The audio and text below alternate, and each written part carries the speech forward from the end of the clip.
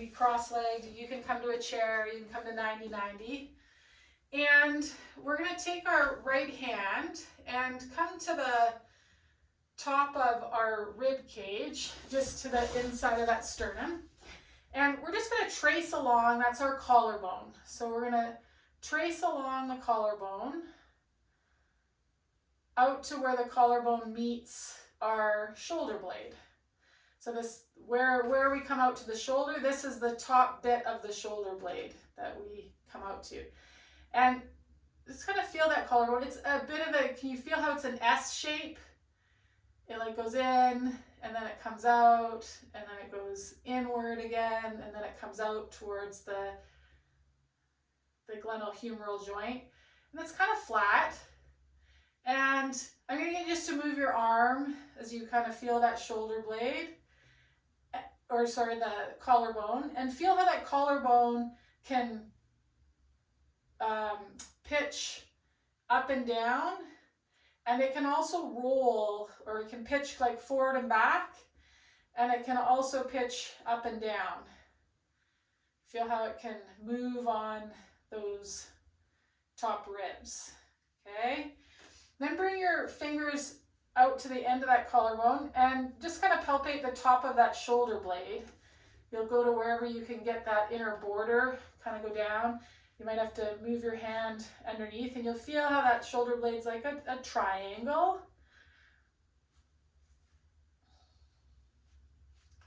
And I want you to take your arm out and just look at your hand, and imagine that there's another hand on the end of that arm, and that's your shoulder blade. And so just moving both your hands, notice how the collarbone moves with that. So that's half of your shoulder girdle, right? That's our left shoulder girdle. The shoulder blade, the arm bone, and the collarbone move together, okay? And then just let that go. Come back onto your back for a second, having kind of tactily, kinesthetically explored that shoulder.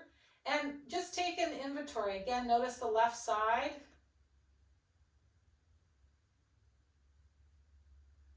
And then notice the right side. It's interesting because you might notice a change actually in your throat and your neck, even into the muscles of the half of the face.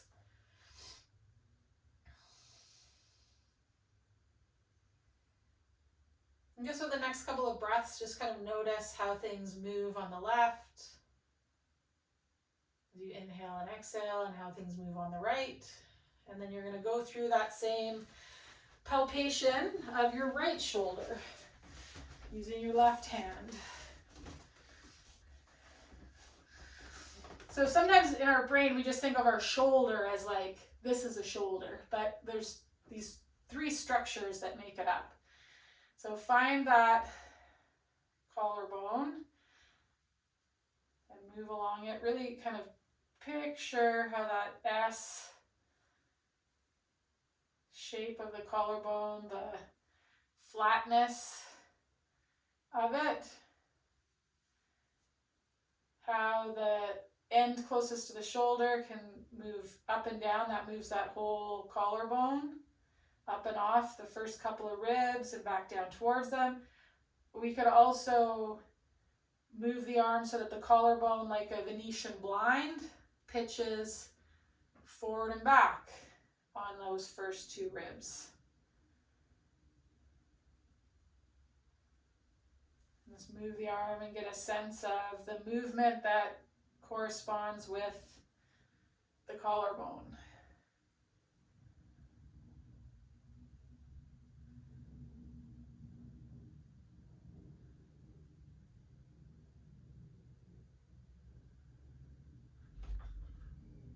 Okay, then bring your fingers to that where the collarbone ends, and you'll be moving the fingers back, and you're along the top of that shoulder blade, that scapula.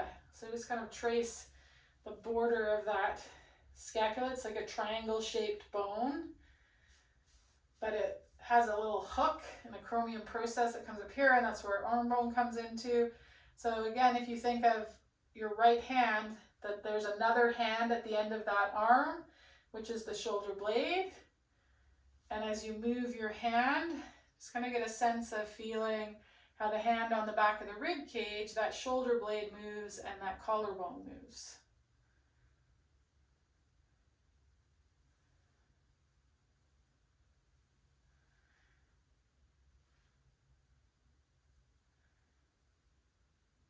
Okay, and then we're going to come down onto our back again. And just taking a moment to take inventory and pause here to, again, feel our right and left sides. Kind of zoom out and just notice the impression that the body makes now on the floor, where there's contact, pressure, where there's space.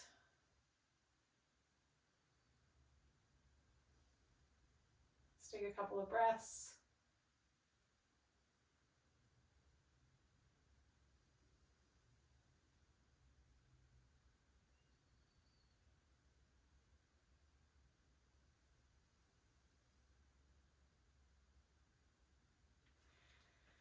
Good. Okay, we're going to come back up to that seated position, but we're going to come into one where we're in this 90-90 shape. And I want us to keep that kind of map of each of our shoulder girdles in our mind's eye, and placing a hand just to the side of our hip. Fingers could be pointing away, but they might be pointed more forward or more back. Kind of get a sense where that hand can be, that you can kind of let the ribs sag towards the floor. You'll feel how that trail hip lifts up off the ground as you do that. And then you're going to push the ground away, move the ribs away from the floor, and you'll feel how that trail hip now drops to the ground. And we've kind of compressed or changed the position of the rib cage, both on this underside and upper side. And just let the rib cage sag and lift.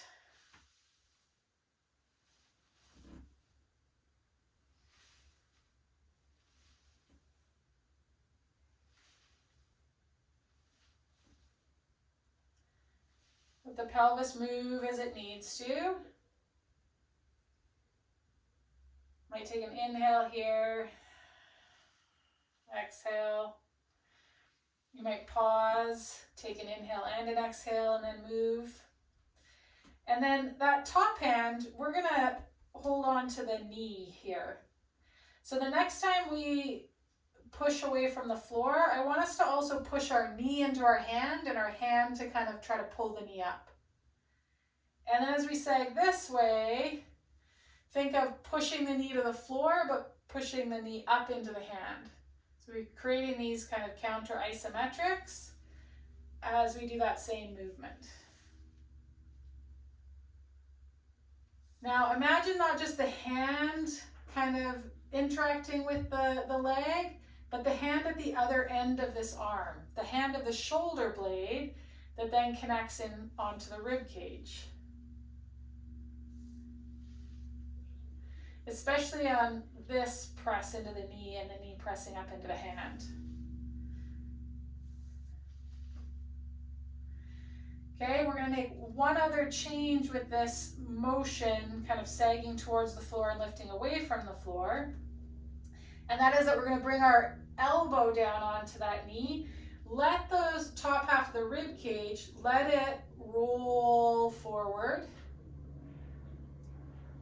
as the elbow comes to the knee. And again, create that little isometric as we sag, and then we push away. Sag, press away. Sag, press away.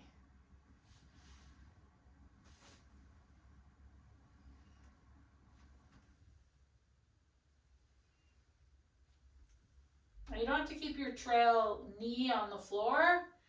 I'm kind of playing with letting it pitch up or roll up and roll down. Okay, let that go. Just come to seated with legs crossed in the middle. And kind of notice how each of the hips feel. Hands could rest on the lap. Taking a couple of breaths, just notice the movement with your inhale and your exhale. Then we're going to switch over to that other side. So coming into this 90-90 shape here. And just to start with, letting ourselves sag and then press.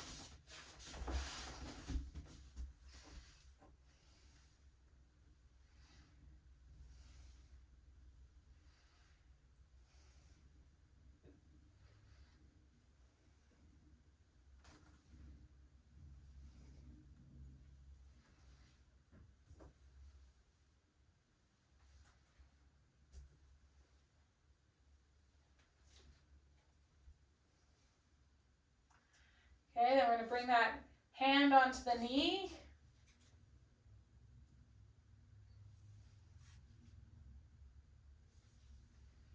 And create that little isometric.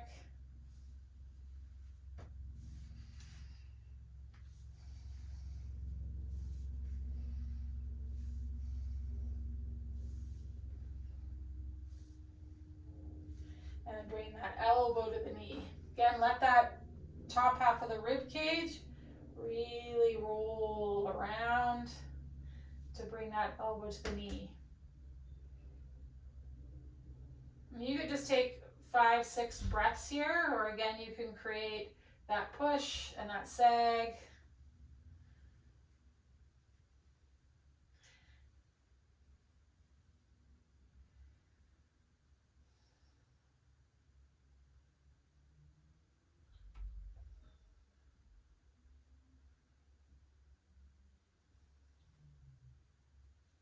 Okay, we're going to let that go. Now, does everybody know when I say googly eyes? You know those little craft things, googly eyes? Okay, so we're going to use googly eyes in our cueing here.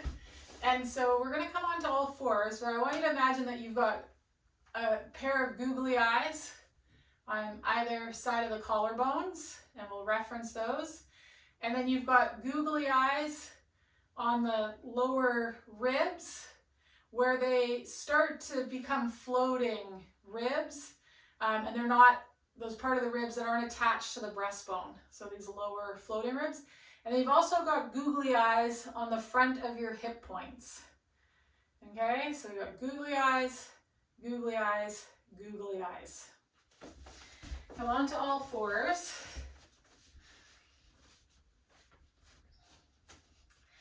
And we're going to take the googly eyes of our collarbones, okay, and tip them up and down. Just the googly eyes on the collarbones. They're going to look up and down. And it doesn't need to be like this huge movement, but just kind of notice as you googly eye up the collarbones and down the collarbones, how the head moves. What happens with the shoulder blades, or those hands at the other end of the arms? Kind of feel what changes with them as you take those collarbone googly eyes up and down.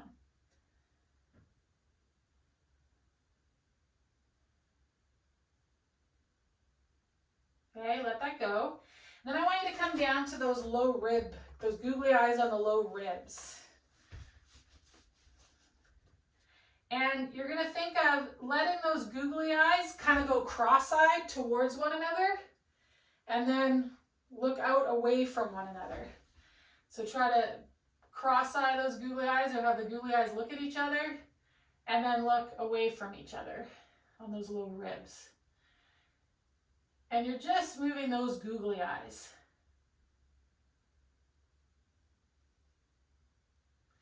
We're not worrying about the collarbone googly eyes or the hip point googly eyes. Again, feel how other structures move to accommodate moving those googly eyes on the low ribs. Okay, let that go, and then we're going to move down to the googly eyes on our hip points. Okay, same idea. I want you to think of looking those googly eyes or bringing those hip points towards one another, and then moving them and looking away from one another with those googly eyes. Googly eye hip points look towards one another, and they look away from one another. We could also here put another set of googly eyes on our sit bones. And as the hip points look towards one another, the googly eyes on the sit bones look down towards the floor. And as those hip point googly eyes look away from one another, the sit bone googly eyes look up. So just focusing on moving the googly eyes on the pelvis, the hip points, and on the sit bones.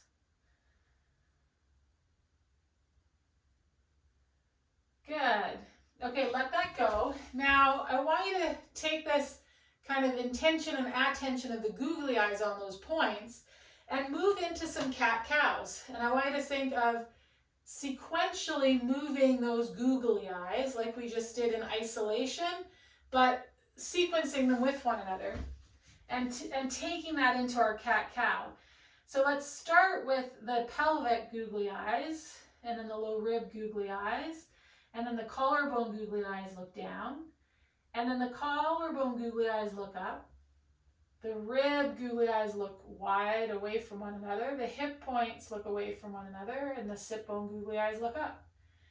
And just kind of move through your cat-cow with a sense of manipulating and sensing the changes in those googly eyes.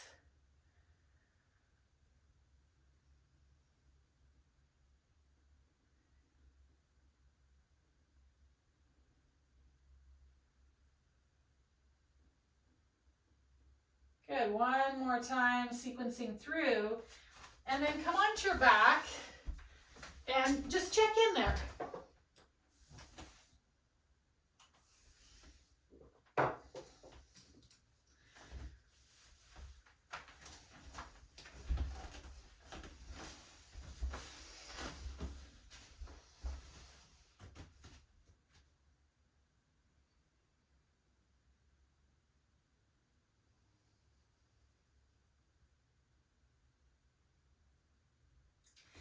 Let's, for the next 3 breaths, just focus on inhaling and exhaling so that we move the googly eyes that are on our collarbones.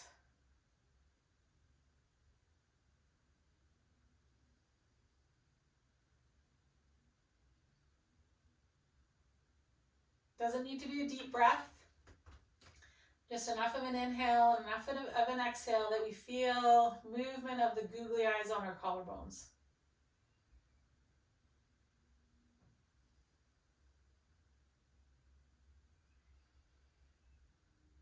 Good. With your next exhale, bring your attention down onto the googly eyes of the low ribs.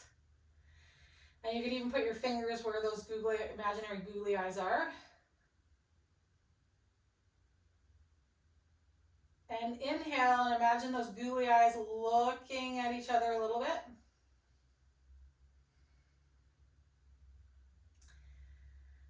Or sorry, as you inhale, they move away, and as you exhale, they look towards one another.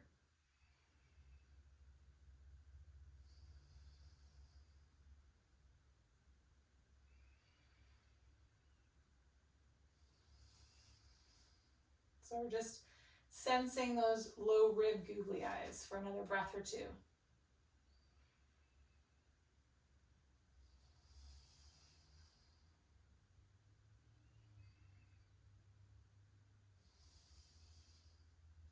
Okay, and then come down to the googly eyes on your hip creases.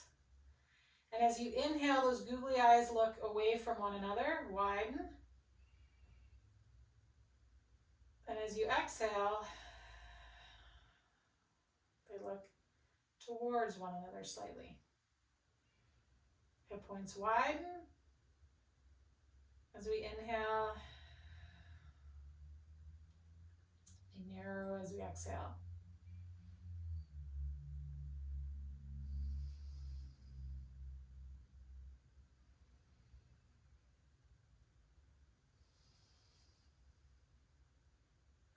Okay, and then take a few breaths where you sequence all of those googly eyes as you inhale and as you exhale.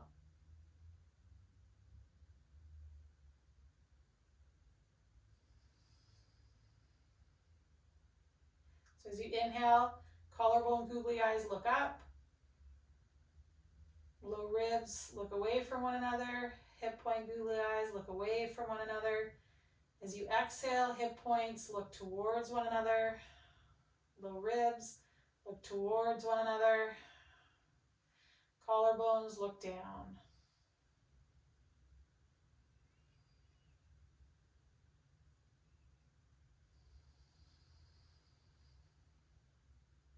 Good, one more breath like that. And maybe you can't feel those googly eyes very clearly, but just conceptualize where those googly eyes are looking as you're inhaling and exhaling in each of those points.